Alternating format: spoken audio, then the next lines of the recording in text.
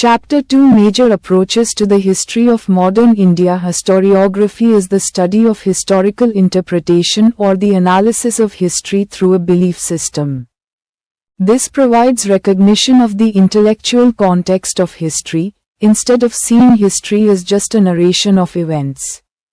The history of modern India, for the convenience of understanding, can be read broadly under four historiographic approaches: the colonial, or the imperialist, nationalist, Marxist, and subaltern, each with its own distinct characteristics and modes of interpretation.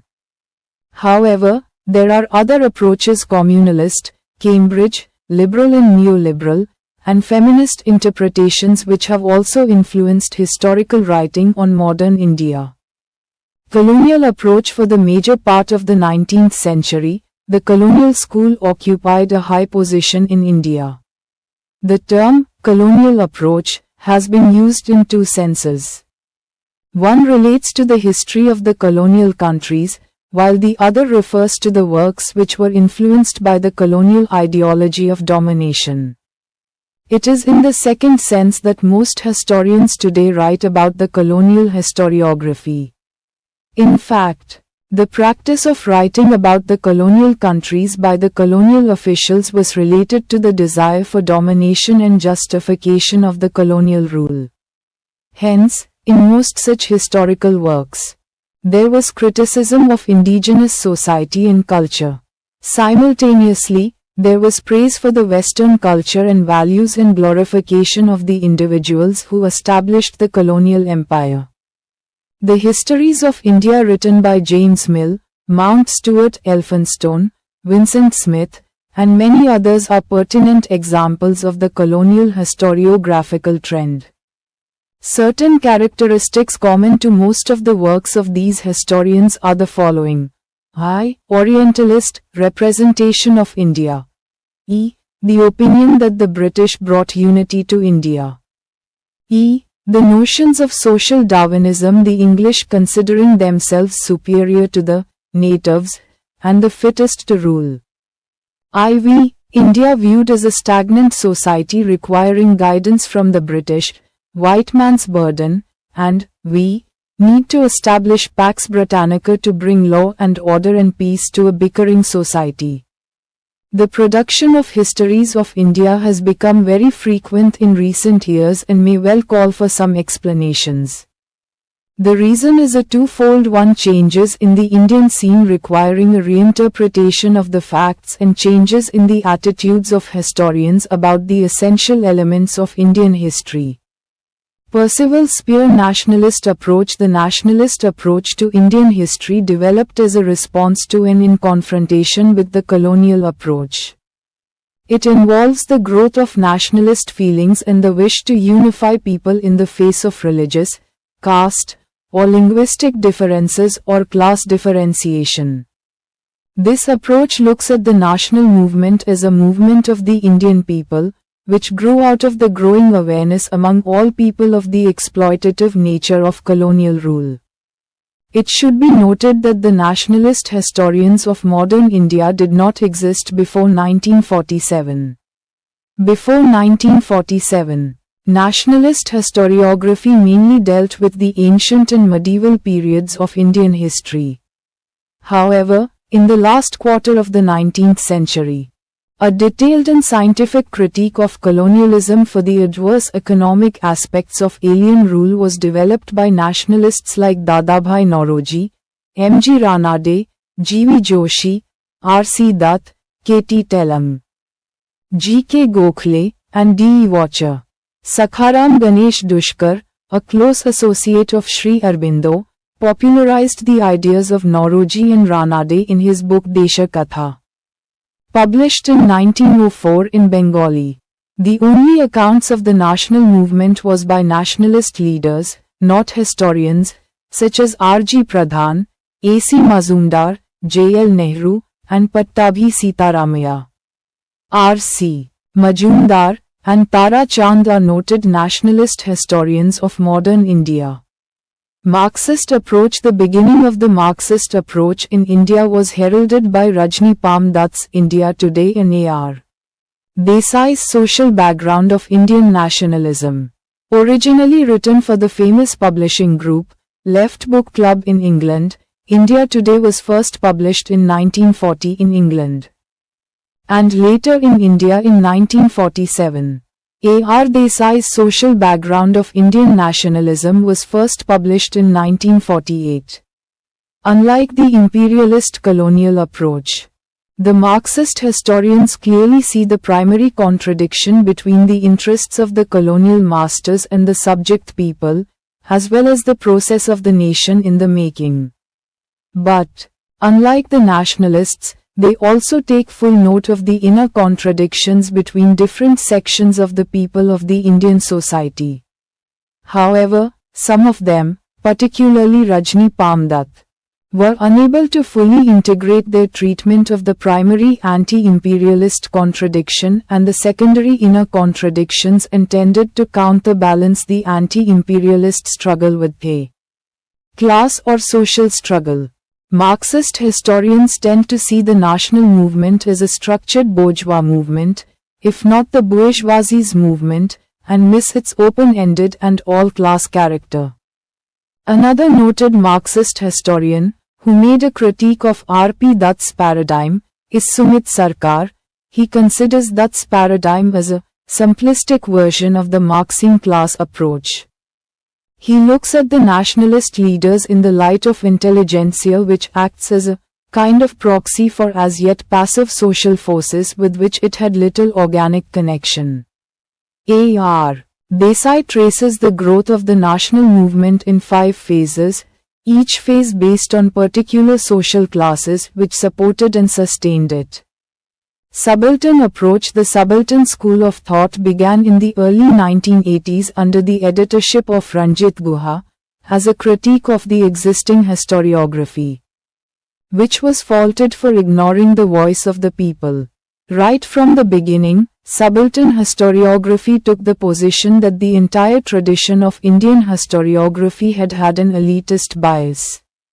For the subaltern historians, the basic contradiction in Indian society in the colonial epoch was between the elite, both Indian and foreign, on the one hand, and the subaltern groups, on the other, and not between colonialism and the Indian people. However, they do not subscribe to the Marxist theory of the nature of the exploitation by the nationalist movement. They point out that the Indian society of the time could not be seen in terms of class alone, as capitalism in the country was just nascent at the time. The subaltern school sees nationalism as exploitative in terms of caste, gender, religious, and creed divisions. Nationalism, say the subalterns, ignored the internal contradictions within the society as well as what the marginalized represented or had to say. They believed that the Indian people were never united in a common anti-imperialist struggle, and that there was no such entity as the Indian national movement. Instead, they assert, there were 2 distinct movements or streams, the real anti-imperialist stream of the subalterns and the bogus national movement of the elite. The elite streams, led by the official leadership of the Indian National Congress, were little more than a cloak for the struggle for power among the elite.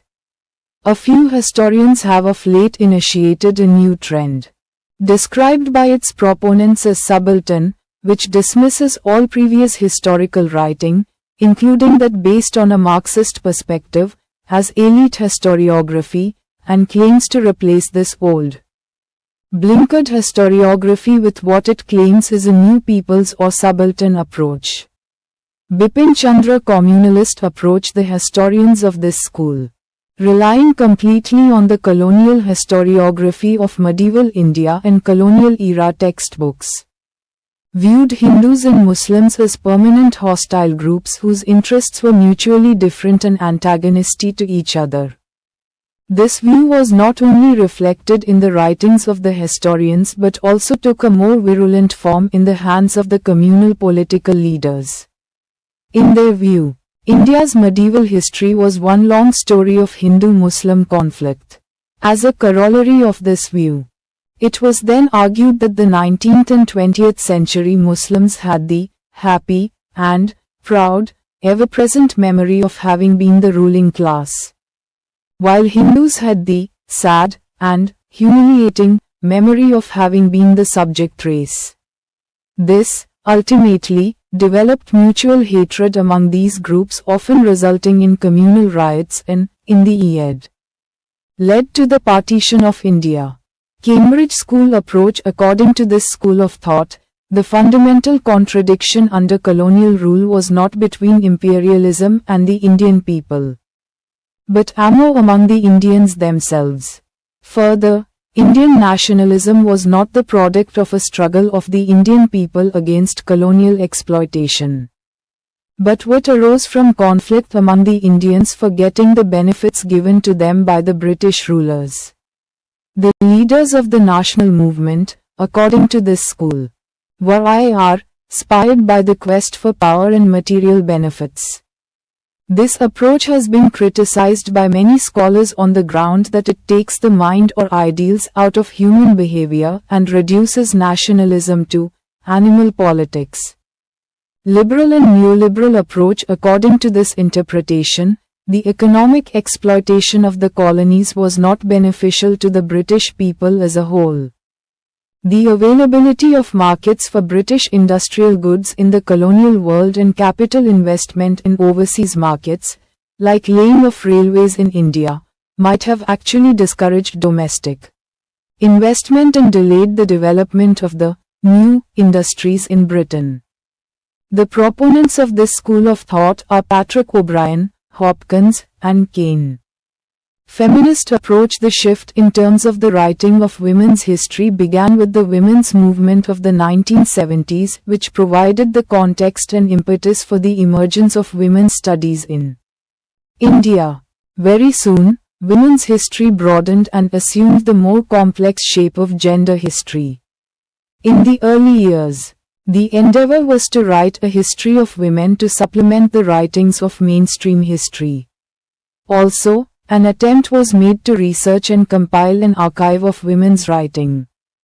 An important area of research has been analysis of the way in which colonial structures, such as the legal structure, affected women's lives.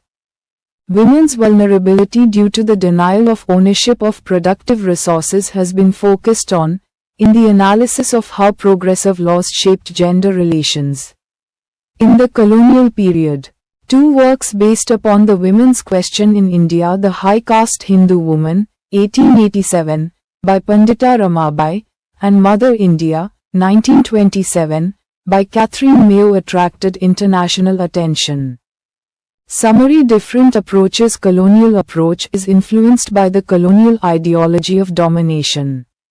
It focuses on criticism of indigenous society and culture, and praises the Western culture and values.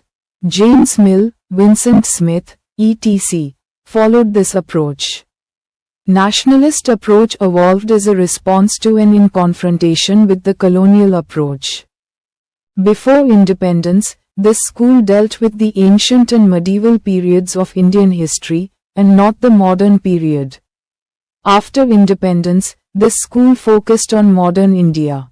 R.C. Majumdar and Tara Chand belonged to this school. Marxist approach focuses on the primary contradiction between the interests of the colonial masters and the native subjects. It also takes notice of the inner contradictions between the different sections of Indian society. R.P. Dutt and A.R. Diesel were noted Marxist historians of India. Subaltern approach takes the position that the entire tradition of Indian historiography has an elitist bias and the role of the common masses has been neglected. Ranajit Guha belonged to this school. Communalist approach views Hindus and Muslims as permanently hostile groups whose interests are mutually different and antagonistic to each other. Cambridge School envisages Indian nationalism as a product of conflicts among the Indians themselves for getting the benefits from the British rulers. For them, Indian nationalist leaders were inspired by the greed of power and material benefits. Liberal and neoliberal interpretations imply that the economic exploitation of the colonies was not beneficial to the people of Britain as it delayed the development of the new industries in Britain. Feminist historiography focuses on areas of research that analyze colonial structures, such as the legal structure, which affected women's lives. It also focuses on women's vulnerability due to the denial of ownership of productive resources.